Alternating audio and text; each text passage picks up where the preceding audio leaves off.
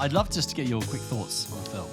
So you and I both managed to catch up on a film that's been talked about a little bit, like in British circles the past few weeks, which is Boiling Point. Yes. Which is this new Stephen Graham film. Stephen Graham, which he's sort of become like a national treasure over the past few years. Yeah. He's in basically every single highly reviewed Seems British quite sought after, doesn't it? British TV show. Line of Duty and The Virtues and Help, and then also he was in The Irishman, and he's obviously been on our screens for ages. He was in Snatch, if you remember that back in the day. Yeah. Really great actor, really strong actor, and he's in this film Boiling Point, which is about it's a 90-minute film. It's all shot in one take. It's about he plays a chef at a very high-profile fancy restaurant, and it follows just a very eventful shift, and not just follows him, but also follows waitresses, the maitre d', the other chefs, the porters, just the whole eye of the storm that is running a fancy restaurant. We wanted to watch it. We've seen it now. Yeah. It was out for a bit. I think it's been recognised in the BAFTAs, maybe Best British Film. I might need to confirm that. But, James, what did you think of Boiling Point? I really, really enjoyed my time with Boiling Point. I think, that whole thing you said about, it's all shot in one take, I don't think does it justice. I think it's not just one take, it's in real time, and it doesn't break. Even in films like 1917 or Birdman, there were moments where the camera would pan to the sky and you'd see the sun go by and time would pass. This really plays out like an immersive play. You could pretty much enjoy it like that. And I went in not knowing that it was going to be like that at all. I really didn't. I knew it was about a chef in a kitchen. That's literally all I knew about it. And you sort of follow him as he walks into his shift, and you can tell he's sort of. The reason why I liked it so much is because it's limited in that way of being in one shot. The reason why it worked is every single character, the first thing that they said told you something really key about who everyone was. It's very economical. So economical with the way which it tells its story. And you can tell that this guy who doesn't quite have his things together, who's just calling to make excuses when the film starts, as he turns up to work, although he's the boss, he's very much pulled in different directions. And you can see how this guy is really sort of in a very stressful environment. And then you add on the idea of a kitchen shift and all of these people pressuring him, and the film opens and it's an a hygiene inspector, just actually, you need to fill out the paperwork, and I'm going to bring you down from a 5 to a 3. Can you do that? And you can just for legitimate reasons. But you can tell he just doesn't have his shit together. His favourite phrase in the whole film, well, not favourite phrase, but the phrase he says the most is, just give me a minute, just a minute, just a second, because he's getting pulled in 1,000 different directions all the time. And it already starts on the wrong foot being stressful, and then you start a stressful shift where all of these things start happening, and you're just like, oh my God, it's so overwhelming. Yes. And you sort of have these different characters. You've got this sort of senior sous chef who's very much on his case about committing to the staff and the food and the process. You've got the head of the waiting staff who doesn't quite get what the demands are of the kitchen. And there's that sort of, dichotomy between those two teams, which is a tale as old as time. I mean, it actually brought me back to times where I used to work as a waiter in a sort of fairly, not high pressure restaurant, but there was order of service, and it was very much you have to do it this certain way.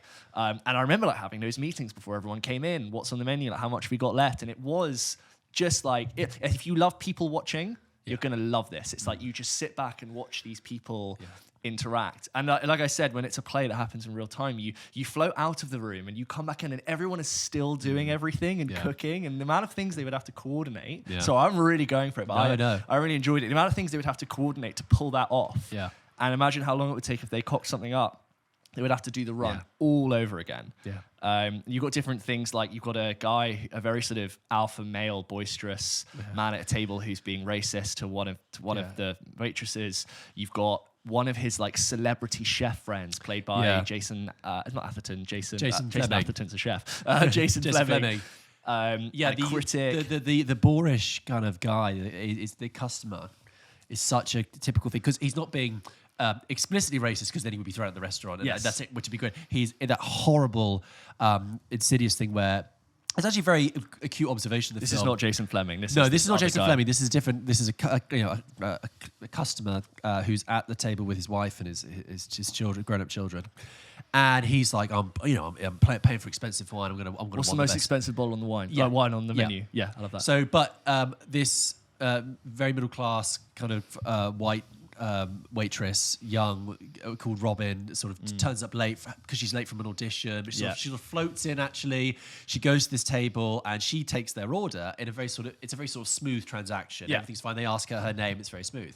She then goes back to the bar and actually. Her colleague, who's black, has to continue the order because Robin has to get pulled to something else. So her colleague returns to the table with the wine, and the atmosphere and the mood of this customer completely changes. Which happens, by the way, that in certain restaurants, the people who take the order aren't the people who bring the stuff to the table. That's typical. And it is so uncomfortable. Yeah. His behaviour after that, and it's unfortunately very real. Sorry, carry on. No, and that's it. And it's not even something that needs to be that whole storyline didn't necessarily have to be addressed or completed. It was like another element of this whole scene, and like it's one of those sets where I feel like I know that restaurant and I could walk you around it and know exactly what everything is as if I'd worked there for it just by watching that film, because you go into every little nook and cranny behind the bar and there's these wonderful interactions where like you know that this waitress is flirting with this barman. Can I say it's Robin, the same waitress? So actually, she actually ends up having like they keep darting back to her. She's having a perfectly fine shift. Yeah. She's actually having like a perfectly normal shift, but her colleague, who's suffering the racism, is having an awful time. On a technical level, I don't know how they like light and sound the whole thing, the way that looks natural, sounds good. And yeah, I think it's again, we've said this 3 times, it's really economical with what it tries to do in that hour and a half. Performances all round are just really, really good. Stephen Graham's on top form, and there's an extra element of it, me being so impressed by it, by the fact that it's clearly done in 1 or 2 runs. I think there was one moment in the middle where I thought they can cut there. Other than that, maybe they're really well hidden, but I was like, they are not cutting. They've gone for 14 minutes and this is being done like a play, and everything has to be reset in order to do it again. I think one thing I thought, I think at the end, if I was to criticize the way in which it ended, I thought went a step too far. 10 seconds too long. 10 seconds. Yeah, it should have ended 10 seconds earlier. Yes, I don't think what happened needed to happen for this film to make its point. Exactly, I agree. I totally agree. At the end, I was a bit like, oh, okay. I understood everything that character had gone through and what was going to happen until the very last moment, and then I was like, it didn't ruin it, but I was like, I was already with you. For a film that's as well crafted as that, for it to use that as its endpoint, it was surprisingly unimaginative. It was. I read somewhere that it was already a short film that they had. Yes, the same director. Yes. Which makes sense. It clearly like had a short form concept that got and it follows depression, alcohol, and drug abuse, which like is like famously one of the most like chefs in kitchens are like one of the industries that suffer the most from that thing because of the high pressure nature of the job. Like, and that's what it renders very really that high pressure nature. And chefs are crazy. Let me just put it out there. I've worked with some chefs, man. I've got a friend who's about to be a chef for the first time. Amazing. And he also loves film, and he saw that film and he was like, what have I done? It's really accurate, the way in which like the chefs are talking about meals and being in the shit and like having things to do. And there's this moment when there are these 3 like, oh no, this is different, but there's someone sends back a lamb dish. Ugh. And this is a dish that the chefs have cooked 50 times plus. They cook it every single day. They know exactly how long it takes. And they know that lamb is cooked pink. You serve it pink and it's fine. And someone sends it back going, the lamb is raw. And they're like, this is the exact conversation I've had with chefs where someone says, oh, they've asked for it to be cooked more. But like, do they know that's how lamb's meant to be served? Yeah. And they'll look at it, pick it up, open it and go, that's how lamb's meant to be served. Do you know how that sound? Have you communicated? You're not communicating to the customers how they're meant to eat. Yeah. And it's like this dichotomy of like, give the customer what they want. There's these 3 like Essex type Jack the lads who come in and they look at the menu, which is sort of like small and refined. They go, oh, it's all this like, foam nonsense. Can we not just get 3 steak and chips? I know. And the head waiter is like obviously trying to appease these people who are sort of micro-influencers. She's like, yeah, of course we can make you a steak and chips. Goes to the kitchen and is like, I need you to make me 3 steak and chips. I'm like, what are you talking about? We don't have steak on the menu. Like, we're not prepped to do steak and chips. Like, what do you mean? You're chefs. Can you not do steak and chips? Like, all of this kind of stuff is just floating around. But yeah, I got, you know what's funny? Sorry, I'm really going on. No, it's fine. You know the way I hope you ask me what I think at some point. Please Go on. jump in. No, you no. know how we say it's all done in one shot. How we talk about, especially talking about Power of the Dog, which overall I found quite slow and a little bit dull. And I watched Boiling Point before I watched Power of the Dog. But it's funny how we talk about editing as a tool to keep people engaged and to like change perspective and to frame between different points. And that Boiling Point, which I don't want to say it doesn't use editing, but it's not cutting. It doesn't cut at all. That was far more engaging and immersive than anything that most of the other films I've watched, at least recently, have done. And nothing has made me as focused on a film than Boiling Point. Do you know what? That makes me think about that because there are almost when people talk about a one-take film, it's either in two directions. It's either the Birdman and 1917 way of it being one take, but I actually get really annoyed when people are like, 1917, all shot in one take, it's amazing. It's like, it's not. It's cut and edited to look like one take. I saw the cuts in 1917. And also, most egregiously in 1917, there is a cut in the middle, which for me just disrupted the whole point of the film. I was like, because one of the problems I found with 1917 with the one take, and this happens in a lot of one take films, is that becomes the focus of the film. I found the one take element of 1917 incredibly intrusive and incredibly like, hey, look, we're doing a one take film. Look, it's the same shot. They've been walking for 3 minutes now. Look at this. And that's why it annoyed me even more when they did then deliberately have a cut in 1917. Yeah, they did like point up to the sky and come back down. And the same thing with it's when he gets knocked out. Oh yeah, sorry. I'm sorry. 1917. Yeah, came out a couple of years ago. So get over it. Birdman equally does that thing of like looking up to the sky, then the sky turns to nighttime, and then it goes down. It's like, or they walk through a dark side passage of the theatre, and you can tell they've sort of cut there. Again, I watched that and I think like, I know I'm being tricked. This isn't funny. And this is old as Hitchcock made Rope, and that is meant to be a one take film, but it's clearly cut. That's filmed like a stage play basically, but he makes deliberate cuts in that, and you can kind of tell.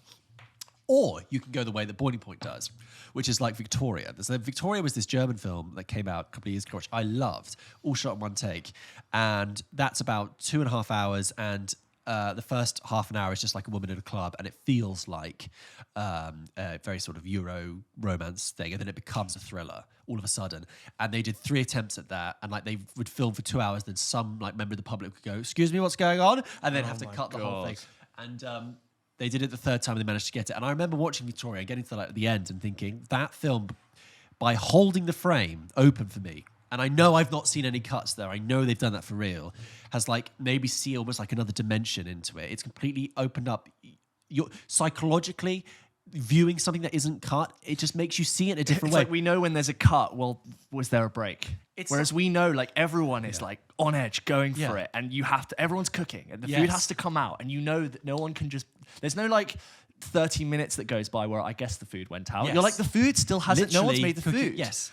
And so it's hard to explain what that one take does, but it's a bit like when I watched Boyhood, and I had a kind of a profound experience with that. It was like there's something about watching someone grow up in front of my eyes, and it was the same thing with the one take. There's something very profound about just seeing this thing play out in real time, when I know it's real time. Yeah. So anyway, Boiling Point, to get back to it, I thought that was incredibly effective and real, but not intrusive. I knew that film was shot in one take, but I wasn't sitting there thinking, I didn't know. This film's shot in one take. This was shot in one take. It hit me where it needed to, made me feel stressed. And I was like 8 minutes in, and then I was like, oh, they're doing this opening scene. I was like, hang on, no, they're not going to cut. Yeah. I found Boiling Point excruciating, but exceptional. Yeah. It's the first time I've ever watched a film that has been so good that I've wanted to turn it off. I find it that uncomfortable. I got about an hour in, and I thought, what made you? No, I know we've said, but what specifically made you feel so uncomfortable? I think it was just I recognize that situation. I mean, you and I have both worked in customer-facing jobs like that, but although we don't do that anymore, or in our current day jobs, I recognize that dynamic, and even in our current day jobs, that dynamic still exists in every sort of workplace. It's just magnified in this dynamic. I was very much aware of the almost like a drum beat slowly picking up of the small things that escalated. So when you're like you said, when Andy arrives, it's your environment, your hygiene rating's gone down. Okay, because of this. Away. Oh, we haven't got any turbot.